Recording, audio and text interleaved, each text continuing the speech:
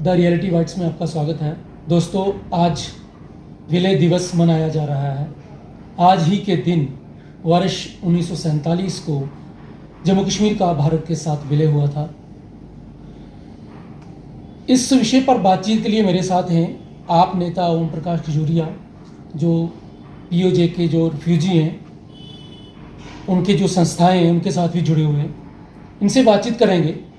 ओम प्रकाश जी, आपका स्वागत है। धन्यवाद जी। ओम प्रकाश जी, मैं आपसे मेरा सबसे पहला प्रश्न ये रहेगा कि जब विलय हो गया जम्मू कश्मीर का देश के साथ 1947 में, उसके बाद क्या कारण रहे, कहाँ कमियां रही कि ये जो विलय है इसको लेके आज भी पाकिस्तान और हिंदुस्तान में एक विषय है, एक चर्चा का विषय है जो यूएन तक भी पहुंचा हुआ है। यहाँ तक आपने इसमें 2-3 प्रश्न रख दिए। आपने इसमें यूनाइटेड नेशन को भी डाल दिया, आपने भारत पाकिस्तान को भी रख दिया, आपने इसको विलय को भी कह दिया। 15 अगस्त 1947 को देश आज़ाद हो जाता है। इंडियन इंडिपेंडेंसी एक्ट के तहत देश के अंदर 562 रियासतों हिंदुस्तान के साथ अपना नाता जुड़ा। हालांकि इंडियन इंडिपेंडेंस एक्ट के तहत ये कहा जाता था कि जो रियासतें पाकिस्तान के साथ जाना चाहती हैं पाकिस्तान के साथ चले जाएं, और जो हिंदुस्तान के साथ रहनी है हिंदुस्तान के साथ रहें। और उसमें सबसे बड़ी बात ये थी कि रियासतें जो रियासत के हेड हैं, सपोज राजा डिसाइड नहीं करेगी, प्रजा डिसाइड करेगी। और उस सिलसिले में हम पर्टिकुलरली जम्मू कश्मीर की बात करें और पूरे हिंदुस्तान की जब बात करें कि पूरे हिंदुस्तान के 3 देश बने। 3 देश बने, अखंड भारत से 3 देश बने, हिंदुस्तान, पाकिस्तान और जम्मू और कश्मीर। क्योंकि जब फैसला हो गया 15 अगस्त 1947 को जब देश आज़ाद हुआ, इंडियन इंडिपेंडेंसी एक्ट के तहत जब सभी रियासतों ने फैसला कर लिया, मतलब हिंदुस्तान में 562 रियासतों का हिंदुस्तान के साथ जाएंगे, और जम्मू कश्मीर के महाराजा हरि सिंह ने ये फैसला किया कि ना तो हम पाकिस्तान के साथ जाएंगे ना हिंदुस्तान के साथ जाएंगे, हम इंडिपेंडेंट रहेंगे। बिल्कुल। तो जम्मू कश्मीर एक इंडिपेंडेंट रियासत थी और देश में उनके जवाब। एक जम्मू कश्मीर को छोड़ के 1-2 रियासतें और भी थी, जूनागढ़ जो उस समय हैदराबाद और जूनागढ़, उन्हीं गोवा भी था। हम उनको आज के विषय में उनका भी विलय बाद में हुआ। हम जब जम्मू कश्मीर के विलय की बात करते हैं, जम्मू कश्मीर के विलय पे हम बात करेंगे। तो महाराजा ने एक स्टैंड स्टिल एग्रीमेंट रखा कि अभी हम फैसला लेंगे। और उस समय अगर हम बात करें तो महाराजा अगर फैसला 15 अगस्त 1947 को जब देश 2 हिस्सों में बंट के इंडिपेंडेंट कंट्रीज 2 बन गई, तो महाराजा को भी ये फैसला लेना चाहिए था कि हिंदुस्तान के साथ जाएं या पाकिस्तान के साथ जाएं। पर महाराजा ने कहा, और खास करके उस समय जम्मू कश्मीर के अंदर जो प्रजा परिषद थी, प्रजा परिषद भी यही चाहती थी। अगर आप इतिहास के पन्नों को उठाएंगे, पलटेंगे, तो प्रजा परिषद भी यही चाहती थी कि जम्मू कश्मीर एक इंडिपेंडेंट स्टेट रहे, इंडिपेंडेंट देश रहे। पर पाकिस्तान ने पठानों के साथ मिलकर कबायली हमला जम्मू कश्मीर के ऊपर कर दिया। 22 अक्टूबर को जम्मू कश्मीर के ऊपर हमला हो जाता है। जब बहुत सारा हिस्सा पाकिस्तान के कब्जे में चला गया, मगर जम्मू कश्मीर का कबायली हमले के दौरान बहुत सारा हिस्सा उस तरफ चला गया। हाँ, जो पीओजे के है अभी। तो महाराजा उस समय देश हिंदुस्तान के साथ देश के प्रधानमंत्री के पास गए। देश के प्रधानमंत्री उस समय कौन थे? जवाहरलाल नेहरू। और मदद मांगी, हिंदुस्तान से मदद मांगी महाराजा हरि सिंह ने। कौन सी मदद मांगी? सेना की मदद मांगी। तो देश के प्रधानमंत्री ने उस समय ये कहा कि हम कंडीशनल सपोर्ट देंगे, पहले आप डिसाइड करो कि हमने हिंदुस्तान के साथ जाना है। उस समय विलय पत्र पे साइन हुए, कुछ शर्तों पे विलय पत्र पे साइन हुए, तभी हिंदुस्तान की फौज जम्मू कश्मीर की उतर आई। मेरा प्रश्न ये है कि अगर महाराजा ने उस समय जो फैसला लिया वो था 15 अगस्त को, तो मुझे बताओ उस समय जम्मू कश्मीर और हिंदुस्तान पाकिस्तान की सीमाओं पे फौज कौन सी होनी थी? हिंदुस्तान की फौज होनी थी, बिल्कुल। जो बाद में आपको मांगनी पड़ी। तो वो फौज उस समय हिंदुस्तान की होती तो जम्मू कश्मीर, तो ये परिस्थितियां नहीं बनती, ये परिस्थितियां नहीं बनती। चलो मैं मान ये लेता हूं। परिस्थितियां लेकिन नहीं मेरा बनती। एक क्वेश्चन यहाँ पे ये है, ठीक है जो भी हुआ, क्या कारण रहे, क्या मजबूरी रही या कुछ भी रहा, विलय हो गया, उसके बाद ये मसला क्यों उठता है? फिर यूएनओ कैसे किया मसला, ये क्यों किया? वहाँ कमी थी या कुछ गलतियां हो गई? देखिए, जहाँ तक यूनाइटेड नेशन की बात है, यूनाइटेड नेशन में जो उस समय के तत्कालीन प्रधानमंत्री ने जब इशू लिया, वो रेफरेंडम की बात थी उसमें कि रेफरेंडम करवाया जाए। आप उसको छोड़िए, आप उसमें आप लंबी बहस में चले जाएंगे। आज देश के अंदर एक जिसको झूठा मुद्दा तैयार करके उसके ऊपर संघर्ष किया गया, चाहे वो भारतीय जनता पार्टी और आरएसएस ने, और जो स्लोगन देते थे, जहां हुए शहीद मुखर्जी वो कश्मीर हमारा है।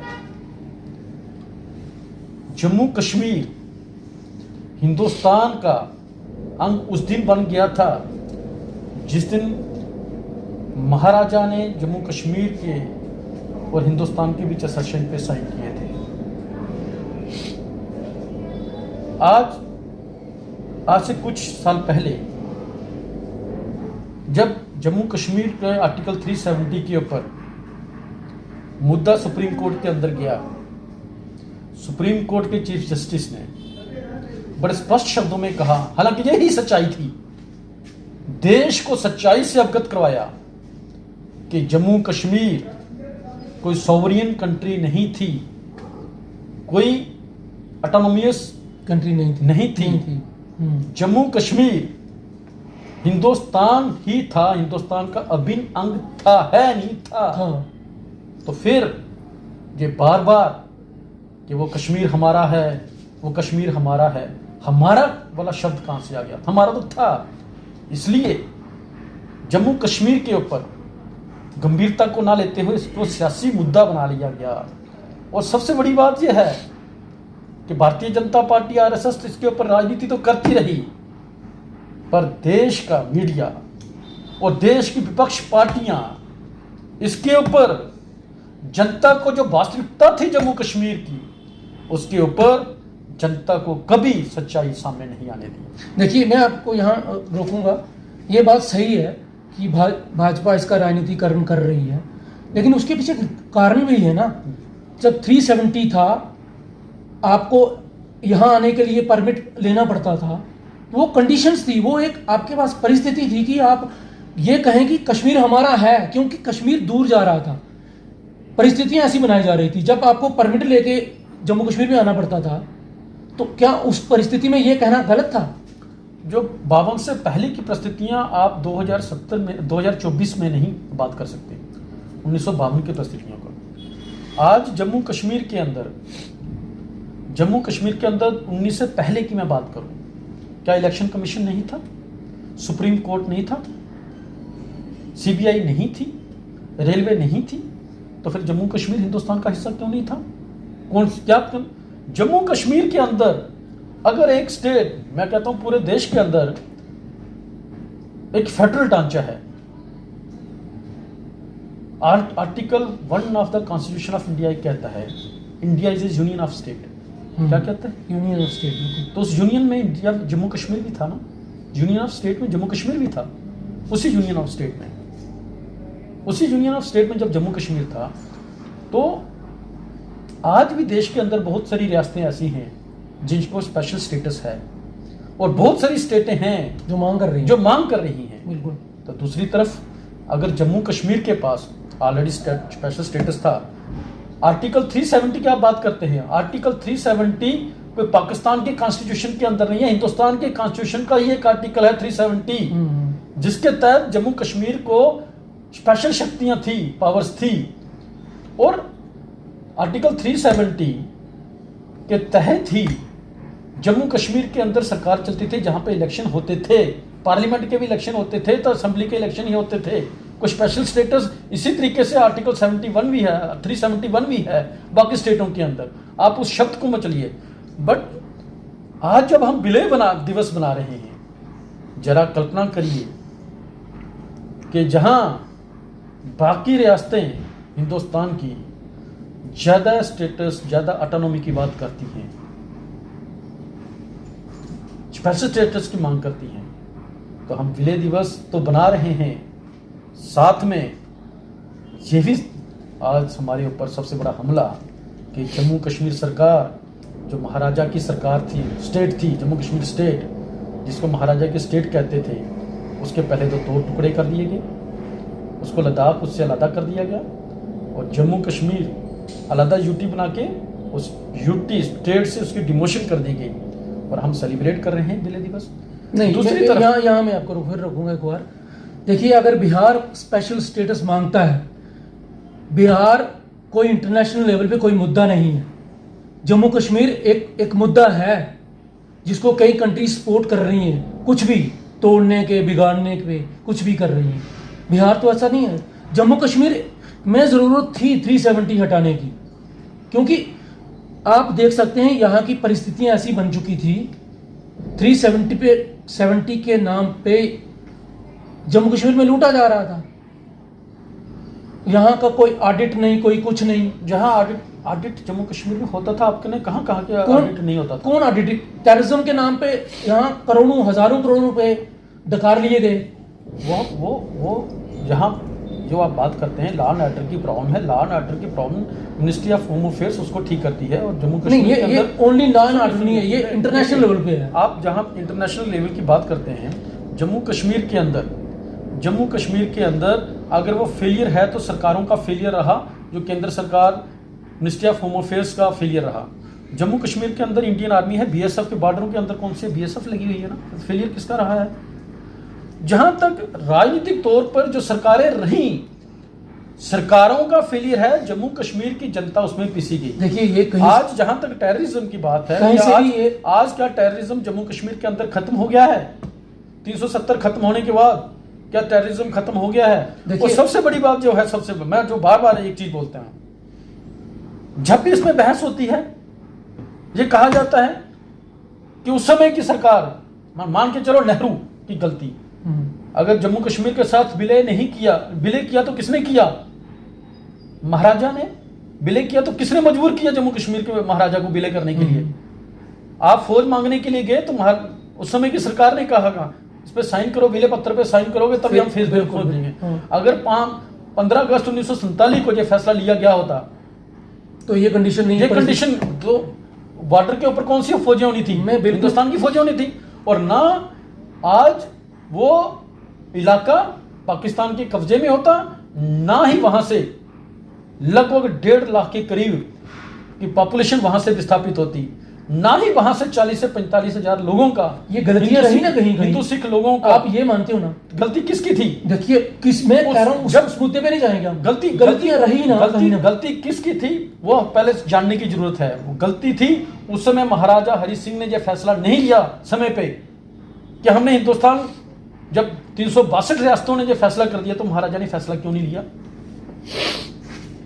आप उस समय की सरकार पे, क्योंकि बिल्कुल अगर पे दोष मत डालाओ ना। नहीं, मैं ये कह रहा हूं कि गलती थी, आपने कह दिया किसकी गलती थी, ठीक है।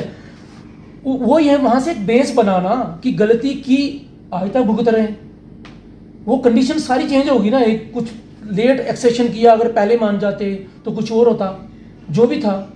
मैं कहता हूं वो गलतियां थी, उसके बाद फिर इसको पीओजे के अलग बन गया, अटैक हुआ, सारी परिस्थितियां बनी, आज उसी का तो भुगतान कर रहे हैं हम।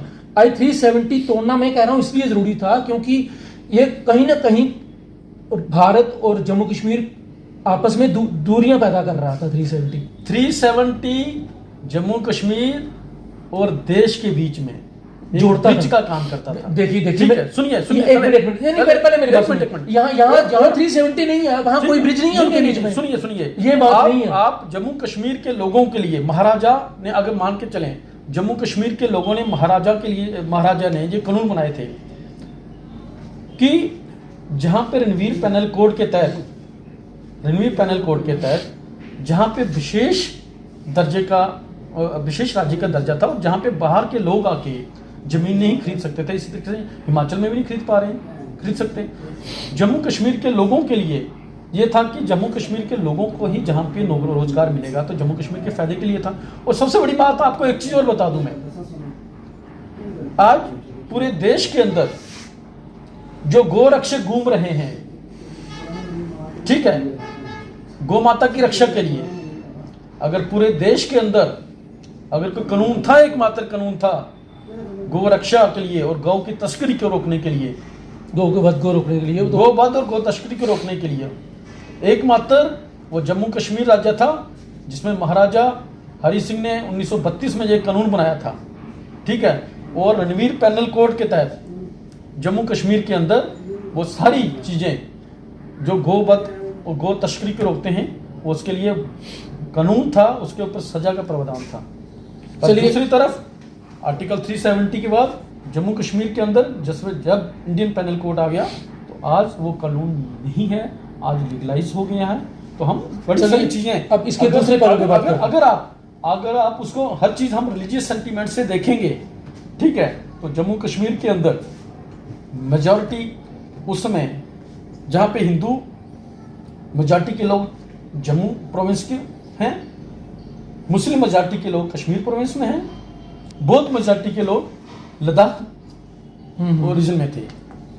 बट जहाँ हिंदू मुस्लिम की बात नहीं है, जब 1846 में महाराजा गुलाब सिंह को जब जम्मू कश्मीर की सत्ता सौंपी गई, 75 लाख रुपए का जम्मू कश्मीर का अंग्रेजों से लेके 1846 से लेके 1947 तक लगभग 101 साल वो रियासत बहुत बढ़िया तरीके से चलती रही, जहाँ पे इस तरीके के सांप्रदायिक दंगे नहीं हुए। फिर हमें वैश्विक तौर पे राजनीति को हमें समझना पड़ेगा कि क्यों जम्मू कश्मीर के अंदर हुए। और आज फिर वापस मैं कहता हूँ 1846 के लेके आज भी, जब उसको 19 में यहाँ बात करें 2019 तक, ये जम्मू कश्मीर के अंदर एक सेकुलर तरीके से सरकारें चलती रही। वो सरकार कामयाब एक्सपेरिमेंट था कि जम्मू कश्मीर के अंदर एक स्पेशल स्टेटस भी था और लोग खुशहाल ज़िंदगी जी रहे थे। पर आप जरा अंदाज़ा लाइए, ग्रामीण क्षेत्र में जाइए और शहरी क्षेत्र में जाइए, जिसके विकास की नदियों की बात कही गई थी कि विकास की नदियां बहेंगी, ठीक है, आज भी अब 6 साल हो गए, 5 साल, कौन सी विकास। चलिए इस टॉपिक को छोड़ दें, अब तो सरकार बन चुकी है आप जम्मू कश्मीर में, अब जब लोगों को चुनी सरकार नहीं बनी है, जम्मू कश्मीर की डिमोशन हुई है।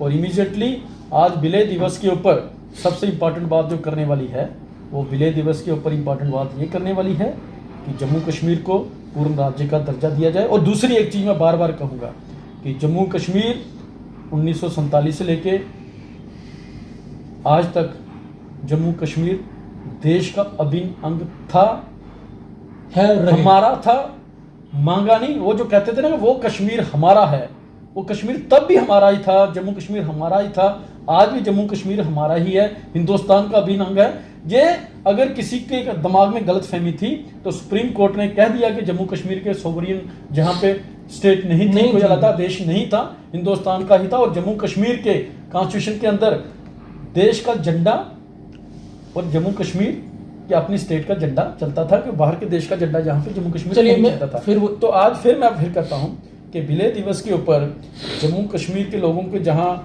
बधाई की बात हम करते हैं, उनको शुभकामनाएं देते हैं, उसके साथ साथ ही इस देश की सरकार से मैं ये भी कहना चाहता हूँ कि विलय तो 26 तारीख को हुआ था, जो 22 तारीख को देश की इतनी बड़ी जनता को जो इतना बड़ा नरसंहार हुआ, जिसको आप बार बार बोलते हो कि हमने पीओके को वापस लेना है, वो पीओके हमारा है। उसको पहले तो कहते थे कश्मीर हमारा है, जो था ही हमारा, आप पीओके को बोलने की बात करते हो तो वहां से आज वो भी गलत है, हमारा नहीं है। 14 लाख पॉपुलेशन में हमारा ही है, कहना पड़ता है ना हमारा जम्मू है। कश्मीर हमारा है। वो तो तब- 14 लाख पॉपुलेशन जो जम्मू कश्मीर के अंदर भिन्न भिन्न कैंपों में रह रही है, जिनके हाँ। साथ बड़े बड़े वायदे किए थे आपने 2014 में बहुत बड़े बड़े वादे किए थे, और आज इन चुनावों में भी आपने बड़े बड़े वादे किए हैं। इन चुनावों में भी 2024 में जो चुनाव हुए 10 साल के बाद, उनमें भी आपने बड़े बड़े वादे किए थे, वो नहीं पूरे हुए। चलिए उन पे भी जरा चलिए चर्चा, उन पे भी गौर ऐसा से करते मानते हैं। ये जो विलय दिवस मनाया गया, आज मनाया जा रहा है, 15 अगस्त के बाद 22 अक्टूबर से लेके जो 27 अक्टूबर तक जिनोसाइड हुआ पीओजे के, जो मौजूदा पीओजे के है वहाँ उसके के, बाद भी होता रहा। उसके बाद भी होता रहा। ये सिलसिला काफ़ी देर तक चलता रहा। फिर क्या परिस्थितियां बनी, क्यों ये पीछे हटे, वो भी एक बहस का, बातचीत का मुद्दा है। उस पर फिर बातचीत करेंगे। तब तक के लिए नमस्कार।